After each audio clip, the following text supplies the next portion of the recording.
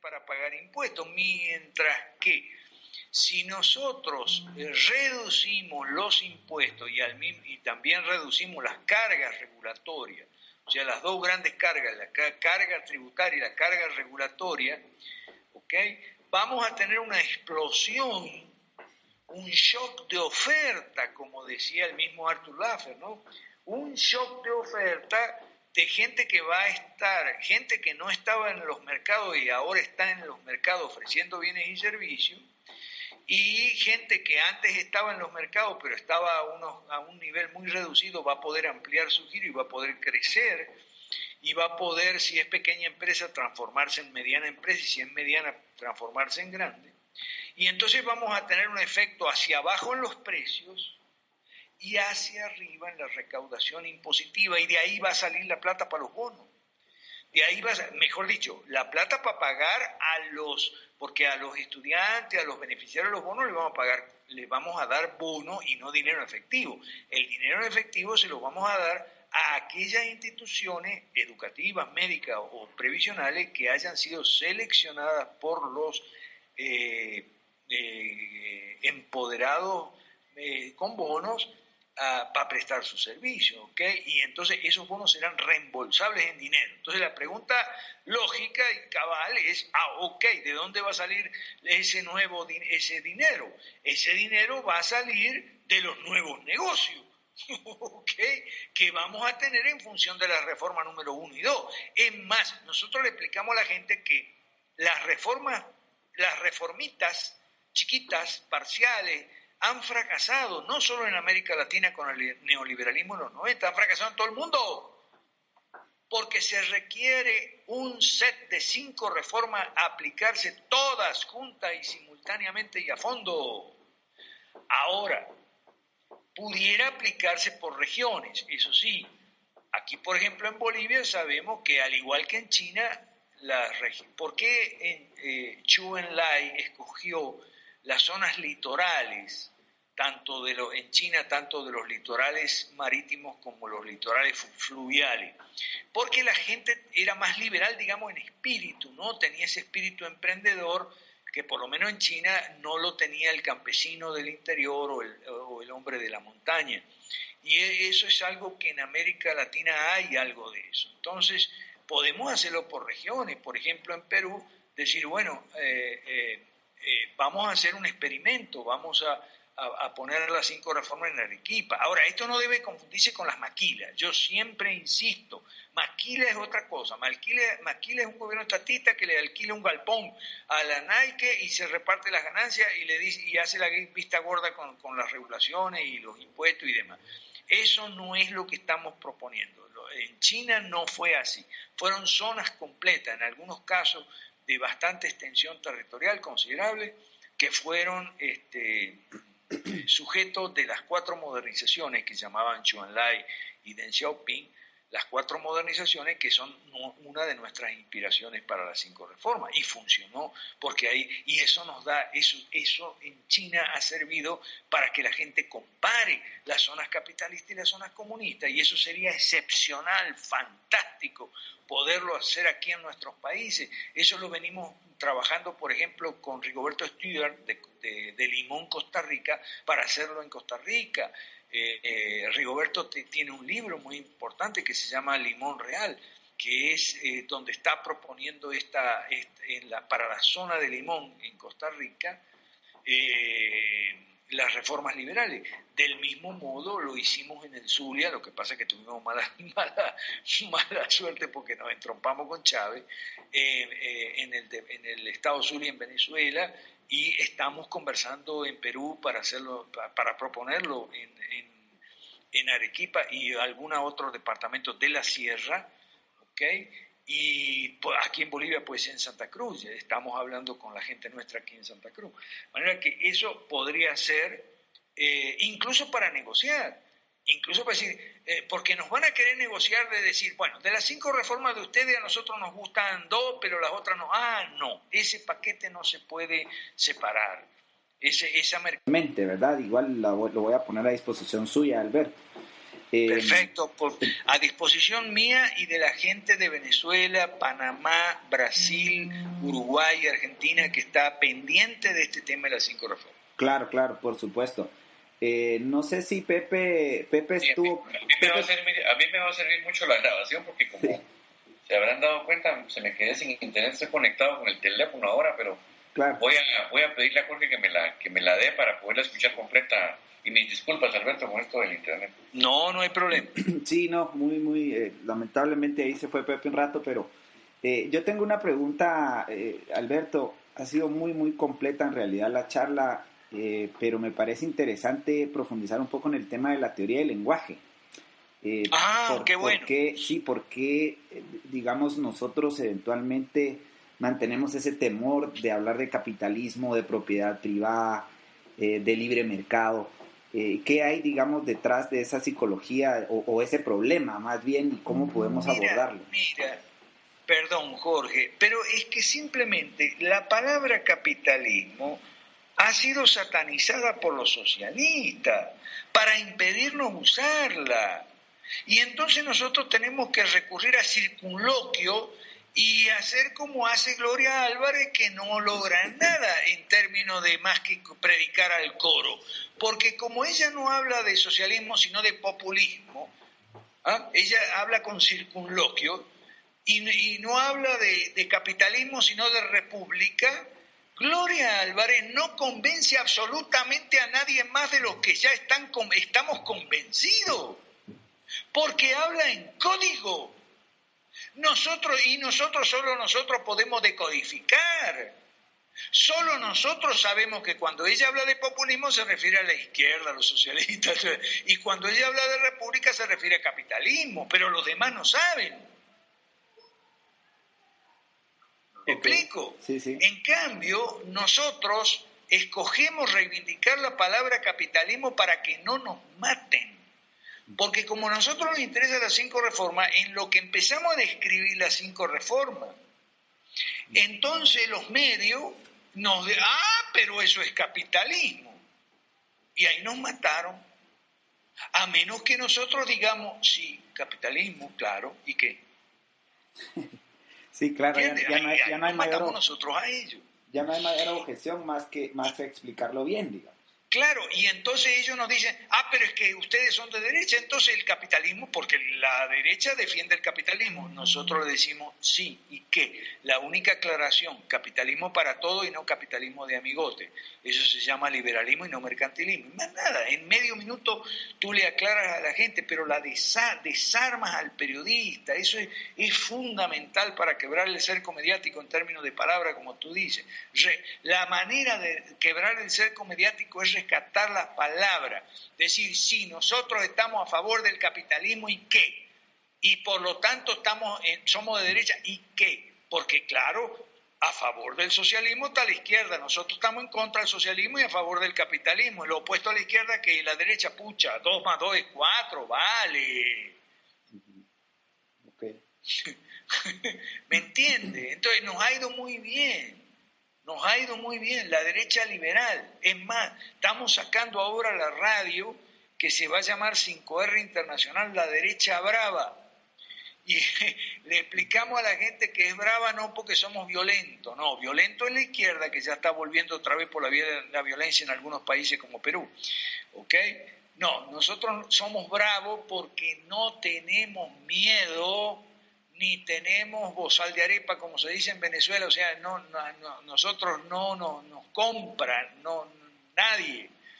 Somos fieles a los principios, dedicados. Otra cosa, nosotros somos políticos, porque tenemos que reivindicar la democracia representativa, los partidos políticos, la profesión del político, hay que reivindicar una cantidad enorme de cosas ligadas al capitalismo y a la posibilidad de su rehabilitación que nos tienen frenados en América Latina, muy frenados y paralizados, porque ellos han dinamitado los puentes, ¿okay? No solo han dinamitado lo que quedaba del capitalismo, han dinamitado cualquier posibilidad de rehabilitar moral y jurídicamente el capitalismo. Entonces nosotros tenemos que construir puentes lenguaje y eso no es con circunloquios, no es con eufemismos, no es con palabritas en código para los entendidos, para los iniciados solamente, es simplemente reivindicando palabras que los socialistas han satanizado como capitalismo, derecha, libre mercado, liberalismo clásico, etcétera, etcétera, y rehabilitarlas y valorizarlas como corresponde y entonces las vamos a poder usar. Hoy en día nosotros ¿por qué estamos callados la boca? Porque hay un montón de palabras que no podemos usar, pero nosotros nos estamos autoimpotentizando nosotros mismos. Nosotros mismos tenemos en nuestras manos el poder y la capacidad de rehabilitar esas palabras y poder usarlas y ahí construir los puentes lingüísticos con la gente y llegarle a la gente. Basta con perder el miedo. Dejemos liberales, dejemos el miedo. El miedo paraliza. ¿Qué más? Claro, claro. Yo tengo otra pregunta, pero no sé si Raymond tiene algo todavía ahí en el tintero o hago yo. Tengo una pequeña duda nada más. Se han topado, me imagino yo, en las 3 reformas sociales con sindicatos, seguramente. Pues, y aquí han hecho en Guatemala algunos pactos colectivos, les llaman, que básicamente son acuerdos en los que privilegian a unos poquitos, hechos por los mismos gobiernos anteriores. Pues, y ese es un tema que yo siempre he tenido la duda cómo ir y deshacerse de esos gobiernos o esos acuerdos anteriores, ¿verdad? Ok, perfecto. Bueno, deshacerse es muy fácil, los contratos se rescinden, punto. Ahora, un tema importante has tocado, Raymond, y te agradezco la pregunta.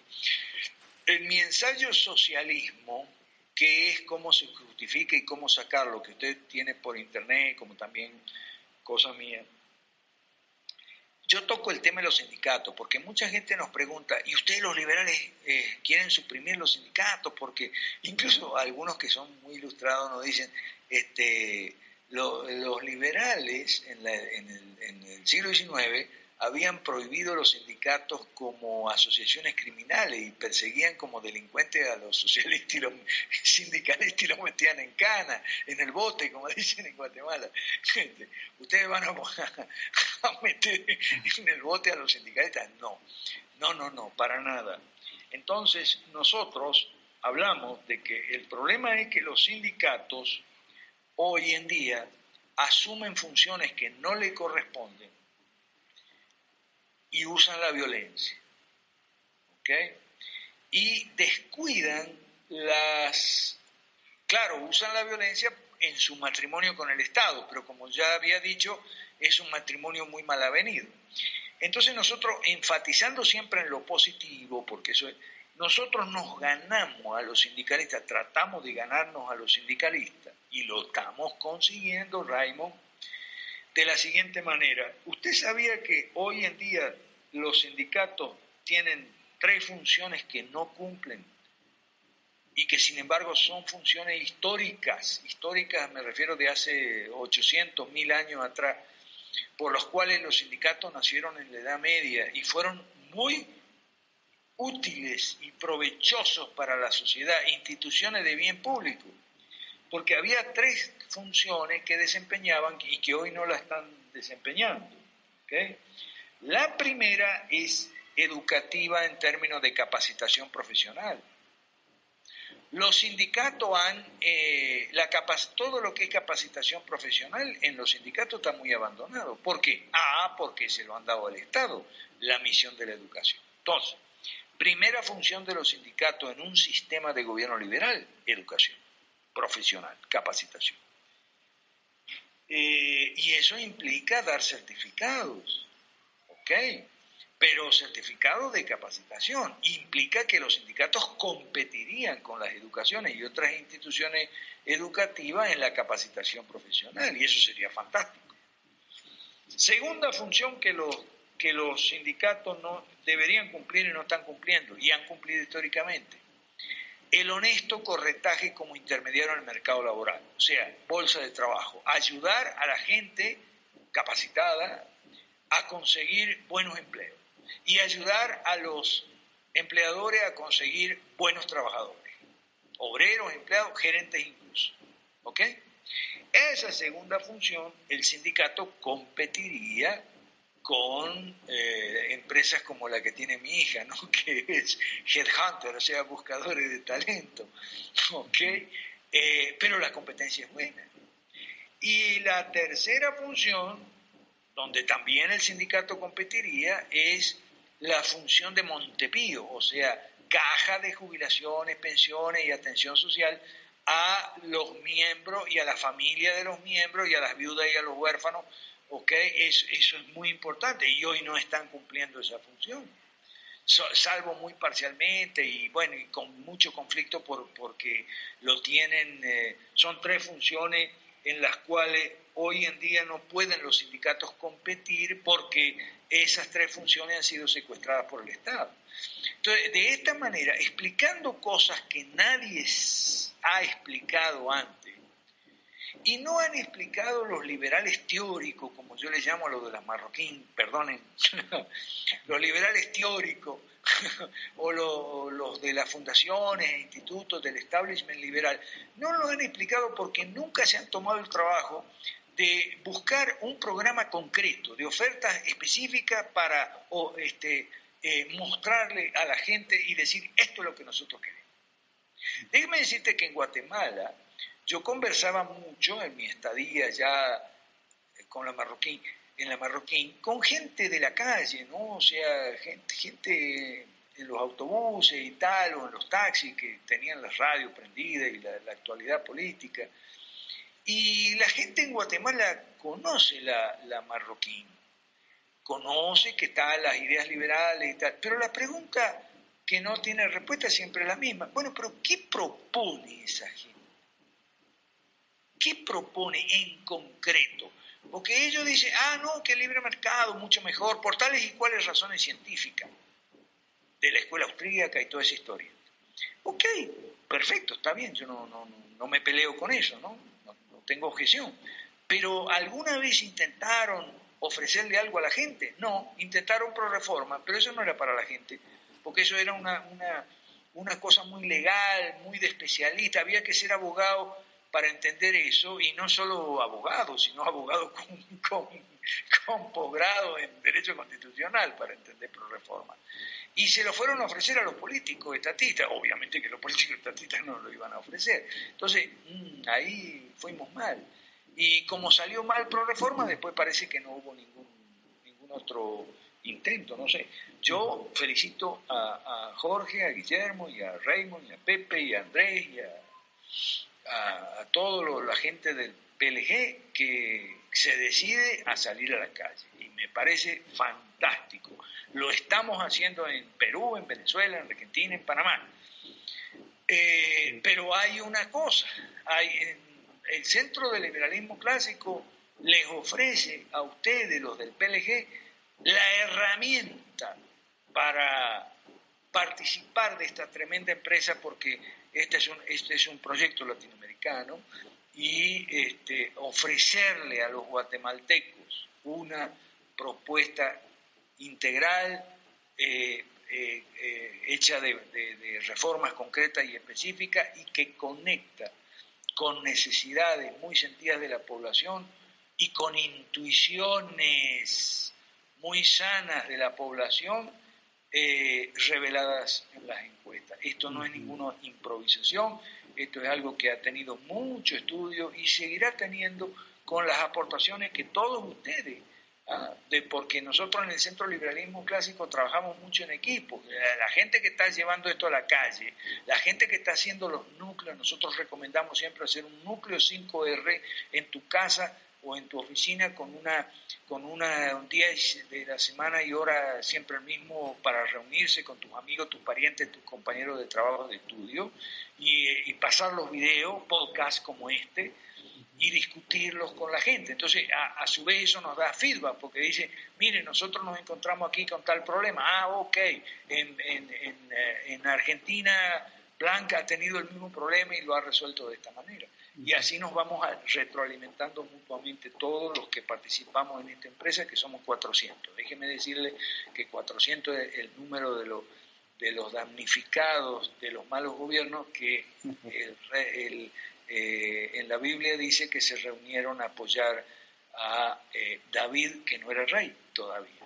¿Okay? Los 400 de la cueva de Adurán. Esto, para terminar un poco con un mensajito para mis correligionarios protestantes y evangélicos. ¿Okay? Este proyecto 5R tiene base bíblica y teológica muy sólida y muy firme. Les recomiendo que se ponga en contacto con nosotros si usted es cristiano que nos está escuchando, si usted es católico también, porque no hay ninguna diferencia en eso, en esta parte. Que se ponga en contacto con nosotros. Tenemos el Instituto Bíblico Crisólogo Barrón, la Sociedad Metanoia, en fin, tenemos bastante munición para entregarle, para que usted vaya entendiendo cuáles son las bases bíblicas y teológicas de este proyecto. ¿Está bien? Okay. Jorge, una pregunta. Sí, Pepe. Nunca hemos puesto en contacto o has puesto en contacto a Alberto con Carlos Velázquez. Bien, de hecho... Pero sí, claro, claro que sí. Hemos hablado mucho por Skype y tal, y qué sé yo. Carlos Velázquez entiende el tema de las 5 reformas. Claro, yo pensé que iba a estar ahora en la reunión incluso. Sí, lo intentamos, pero no podía, ¿verdad? Ok.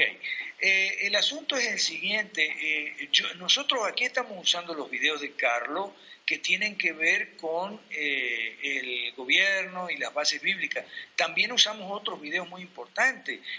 Landacope tiene 10 videos muy importantes sobre este tema de las esferas, etcétera, etcétera. Carlos insiste mucho en el tema de los requisitos para escoger un buen gobernante que están en la Biblia, los requisitos bíblicos para escoger un buen gobernante. Ok, eso no está mal. Lo que pasa es que, y eso me imagino porque ustedes están ahí en tiempo de elecciones, lo que pasa es que la Biblia trata de manera mucho más detallada y pormenorizada la manera de escoger un sistema de gobierno, que es muy diferente de escoger un gobernante. Escúcheme, usted cuando va a escoger un gobernante tiene que mirar su currículum, su hoja de vida. Entonces la Biblia lo que le dice es que vea que sea un hombre honesto, temeroso de Dios, etcétera, y que sea sabio y entendido, ¿okay? No cualquier ignorante, que sea sabio y entendido y tal y que sea. Bueno, eso es lo que dice la Biblia.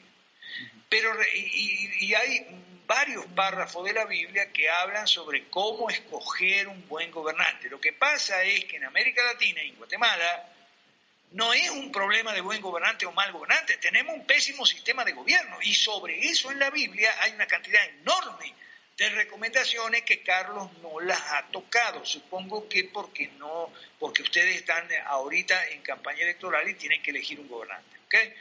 Entonces, nosotros insistimos mucho en ese otro aspecto. De los 5 primeros libros de la Biblia, más o menos el 3-4% de los pasajes referidos a la política nos dan indicaciones sobre cómo elegir un buen gobernante, y todo lo demás, digamos 96-7-8%, es sobre cómo disponer un buen sistema de gobierno. Y eventualmente hay muchas referencias en la Biblia como cambiar de sistema, no cambiar de gobernante. Esa es la cosa que nosotros insistimos en toda América Latina. Se trata de cambiar el sistema, no cambiar el gobernante. Y nos está yendo bien. ¿Okay? Sí. Incluso si ningún candidato nos gusta, nosotros nos oponemos a la teoría del mal menor. Nosotros estamos promoviendo el voto en blanco o nulo viciado. Mientras tanto tengamos nuestras propias referentes políticos partidistas para indicar votar por nosotros, O sea, si no estamos nosotros en la competencia y no te gusta ningún candidato porque ninguno sirve, entonces votar en blanco o nulo viciado si no se puede votar en blanco.